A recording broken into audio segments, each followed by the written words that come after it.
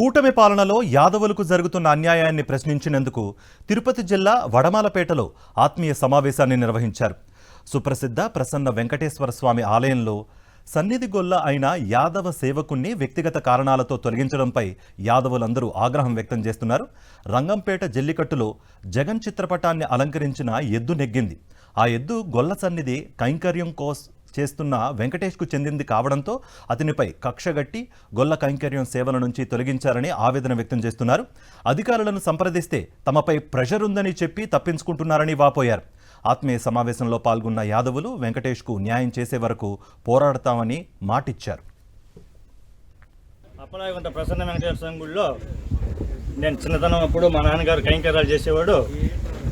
2005లో మహాసంప్రోచన జరిగింది.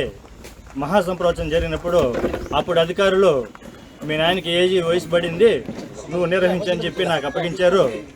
అప్పటి నుండి తాళాలు తీసేవాడిని, గుడి తలుపులు తెరిచి ఇంటి దగ్గర నుంచి అచ్చుకులు తీసుకొచ్చేవాడిని, కాగడ పట్టుకొని బ్రహ్మోత్సవాలు కానీ ఏ ఉత్సవం జరిగినా కాగడ పట్టేవాడిని.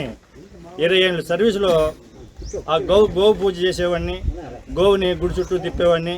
ఇంత చేస్తుంటే ఏ కారణము చేత చెప్పకుండానే అధికారులకు ఫోన్ చేసి ఫోన్ ద్వారా ఆపిచ్చేశారు. మాకు పైనుంచి అధికారులు ఫోన్ చేస్తున్నారు ఆపేయమని చెప్పి ఆగి ఫోన్ చెప్పి. తరం మారే కొద్దీ యువకులు అట్లే ఉండరు.